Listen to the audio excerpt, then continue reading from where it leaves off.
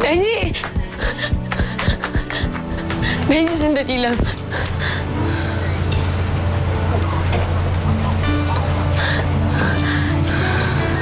Bumalik ka na sa kapatid mo. Kalimutan mo lang ako. Pagpasalit lang naman ang binibigay ko sa'yo. Benji, wag mo naman ako iwan. Aaminin ko sa'yo. Nasaktan ako nung pinagtabuyan ako ng kapatid ko. Aaminin ko sa'yo. Natatakot ako na gulinin mo yung buhay natin. Pero Benji, di ba kakayanin naman natin lahat? Benji, lahat kakayanin ko. Lahat kakayanin ko. Pangako ko yan sa'yo. Benji, hindi ko na kaya. Mawala ka sa akin kasi mahal kita. Benji, mahal na mahal kita.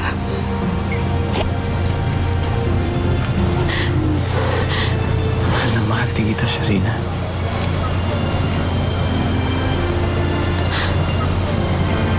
Hindi ko kaya mawala ka sa buhay ko.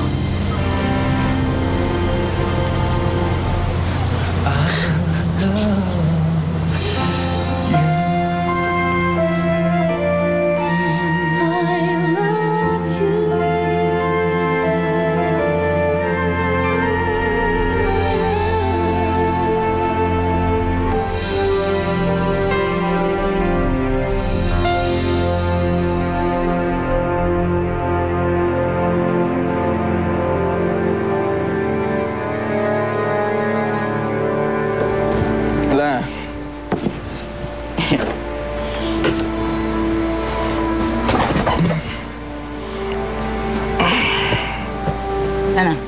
Nakita mo ba ang kuya mo? No? Ang kuya mo, nakita mo ba? Ay, hindi.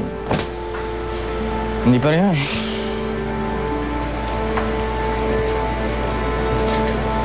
Ba't amoy chiko ka? Chico? Eh, paano mo naman makikita ang kuya mo? Eh, puro paglalaklak yung inuuna mo. Alam mo naman na delikado ang lagay ng kuya mo. Nasa panganib siya.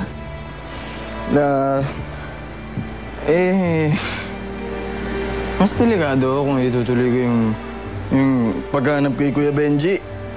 Kasi naramdaman ko kanina parang sumusunod ho sa akin.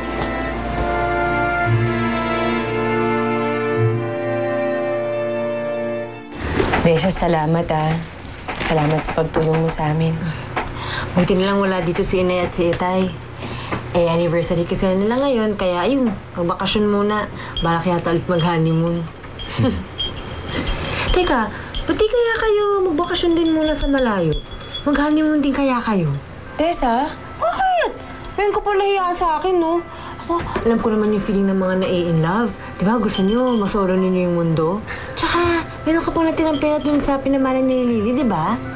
Eh, ang problema, Desa, naiwan ko yung passport ko sa bahay. Problema ba yun? Eh, di ako kukuha. Tsaka kukuha na rin kita ng mga damit mo.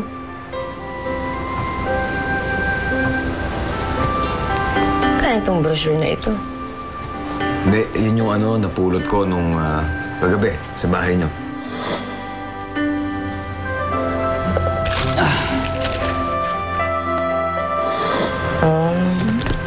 Tingin nga. Uy, tamang-tama, oh. Uy, hulog ng langit tong brochure na to sa inyo. Dito na nga kayo magbakasyon. Eh, ayoko kasi ayoko din malayo kay Monica.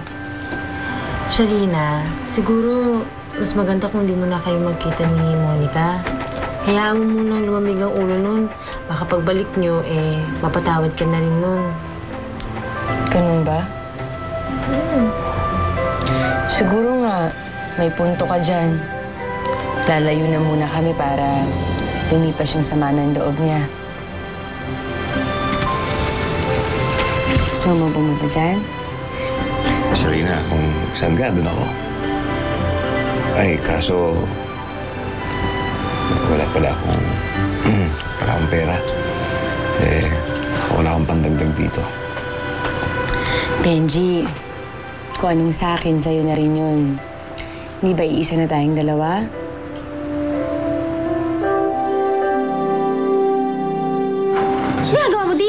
Rico, pwede umalis ka na nga.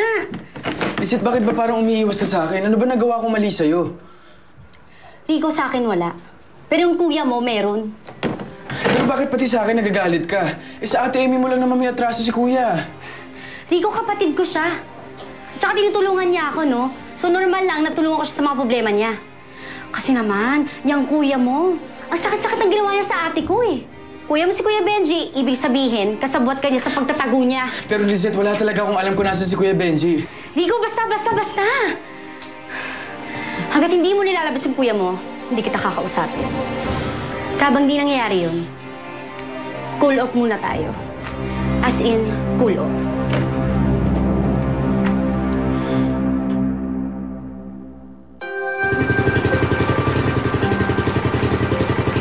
Ang layo pala ng pupuntahan natin, no, Sarina? Sarina? Sarina, bakit? Benji, takot kasi ako, hindi ako marunong lumangoy. Huwag ka mag-alala. Basta kasama mo ko walang mangyayaring masama sa'yo. Sanay kasi ako sumakay ng ganito eh. Ha? Buti ka pa, sanay ka sumakay sa mga bangka.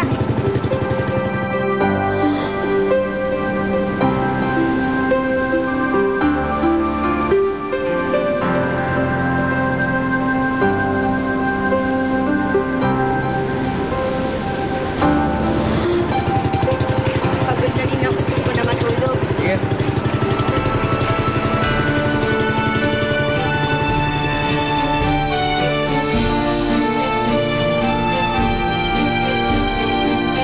Ang dati